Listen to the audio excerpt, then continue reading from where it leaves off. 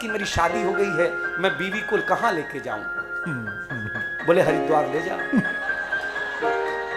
मैंने कहा शादी हुई है, श्राद्ध नहीं हुआ है। मैं सही बता रहा हूं आपको, बड़े दानी है ये भोले, इसमें शक नहीं, लेकिन जिगर से चाहने वाला बड़ा ही कम निकलता है। मेरे शंकर के डमरू से दम निकलता है। क्या बात है। मेरी शादी हुई, शादी में होने के बाद डॉक्टर कुमार विश्वास जी हमारे आदरणीय गुरु हैं, इन्होंने मुझे बीड़ी पीना सिखाया।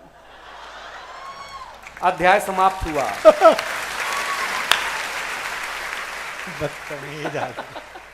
बस यही वाला मामला है। लेकिन देखिए, मैं दुनिया में कुछ भी हो, अगर डॉक्टर कुमार विश्वास के संचालन में हम मंच पर होते हैं तो हम इच्छा व्यक्त करने के लिए नहीं आते हैं, परीक्षा व्यक्त करने के लिए आते हैं। आनंद लगाना। देखो पुरुषों, हम स्वच्छता में भरोसा करते हैं। अच्छा, हम नीट क्लीन रहते हैं, ये महिलाएं नहीं रहती। अच्छा, बिल्कुल मेरा दावा है। हम पुरुष लोग नाई की दुकान में जाकर के बाल कटा के आते हैं, दाढ़ी बनवा करके आते हैं, आते ही तुरंत नहाते हैं। आपने किसी महिला को ब्यूटी पार्लर से आने के बाद अध्याय समाप्त। अध्याय समाप्त हुआ। जोरदार बजाओ, मजा आनंद लगा दूंगा मैं। हाँ, हम पुरुष लोग, हाँ बस आप लोग भी आइए हमारे साथ, हम महफिल सजा रहे हैं, बड़ा अच्छा लग रहा है। देखिए मैं किसके मंच पर हूं। एक बार मंच पर राम की कथा चल रही थी, शंकर का मन वहां कैलाश में लगा नहीं। उन्होंने पार्वती जी से कहा कि यार नीचे इतनी अच्छी कथा चल रही है ब्यावर में, कुछ देर मैं वहां बिताना चाहता हूं। पार्वती जी ने कहा जाइए तथास्तु, लेकिन समय पे आ जाना। हाँ, महिला तो समय वाला ध्यान रखती है। बोले समय पे आ जाना। शंकर भगवान आ गए नीचे, बोले ठीक 11:30 बजे आ जाऊंगा। नीचे आए, कथा का ऐसा रस बरसा, भगवान शंकर खो गए। उनके बगल का आदमी धीरे से घड़ी की तरफ नजर गई तो भागा। उसके बगल में शंकर जी भी उठ के भागे, तो पहले वाले से पूछा तू क्यों भाग रहा है? ब्यावर का था वो। तो उसने कहा मैं अपनी पत्नी को 10:30 का बोल के आया था, 12 बज गया इसलिए भाग रहा हूं, आज तो अपनी गई काम से। इतना सुनते ही शंकर भगवान भी भागे।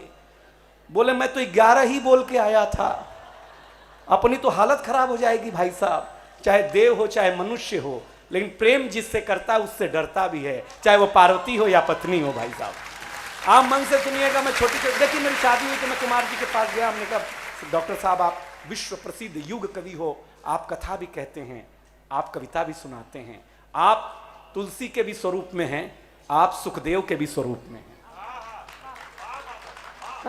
बहुत कम ऐसा होता है कि कवि कथा सुनाए। तब आप बताइए कि मेरी शादी हो गई है, मैं बीवी को कहां लेके जाऊं?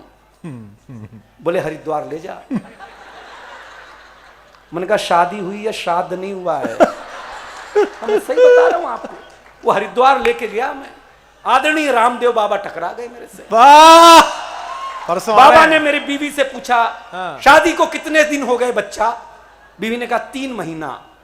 बाबा ने कहा आज का पहला योग सीखो, ध्यान से सुनोगे मजा आ जाएगा आपको। बोले आज का पहला योग सीखो, मेरी बीवी को बोला।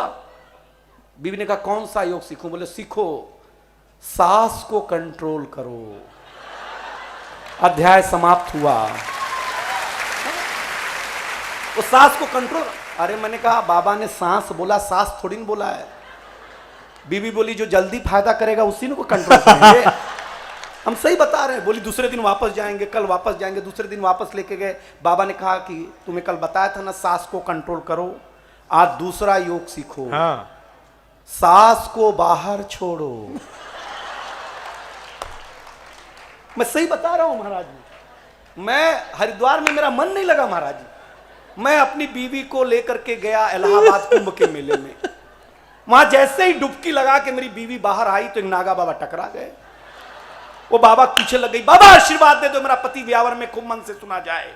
बाबा आशीर्वाद दे दो कुमार विश्वासी से खूब प्रेम करें। बाबा आशीर्वाद दो इसके जीवन में साधु संतों का खूब आशीर्वाद हो। वो नागा बाबा 10 मिनट सुने, 15वें मिनट में भड़क गए।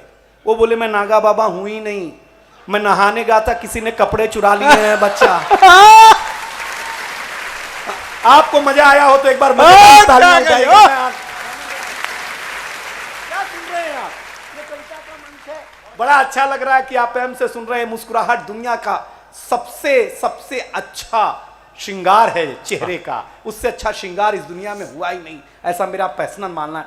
बहुत सारी महिलाएं बैठी, एक दिन मेरी बीवी जो है के पास पड़ोसन आई, बोली माचिस दो माचिस, तो मेरी बीवी ने सास को आगे कर दिया, बोले इनको ले जाओ।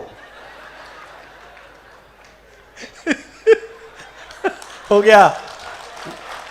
पूछा क्यों, बोले ये जहां भी जाती हैं आग ही लगाती हैं।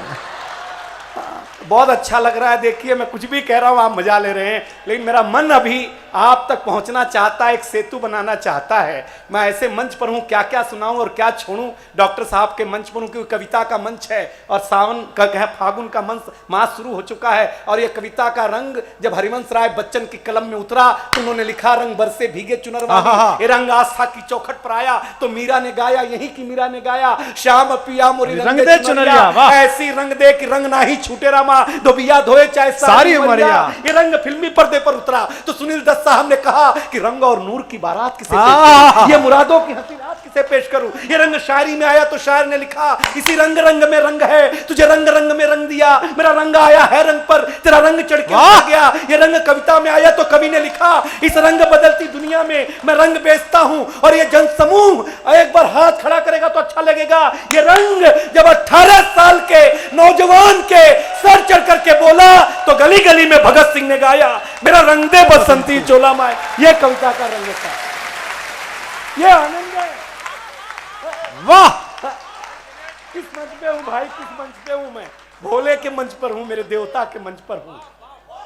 जुबान से भक्त के हर हर शब्द हरदम निकलता है, मेरे शंकर के डमरू से डमक डम डम निकलता है। एक रोज भांग पीसती थी श्री गौरा महारानी, हुई जब देर तो शंभू की बढ़ गई हैरानी, कहा शंकर ने गौरा से लगाती देर क्यों रानी, जरा जल्दी करो देवी हमारा दम निकलता है, जरा शंकर के डमरू से डमक डम डम निकलता है। कहा डॉक्टर साहब सुनिएगा, कहा गौरा ने शंकर से मजा क्या भांग पीने में, तो कहा शंकर ने गौरा से मजा पी पी के जीने में, जगत संहार करने का भयानक गम है सीने में, धतूरा भांग पीने से जगत का गम निकलता है, मेरे शंकर के डमरू से डमक दम डम निकलता है। अब सुनिएगा अंतिम छंद, अच्छा लगेगा, जिस भी कवि ने लिखा आनंदित कर दिया।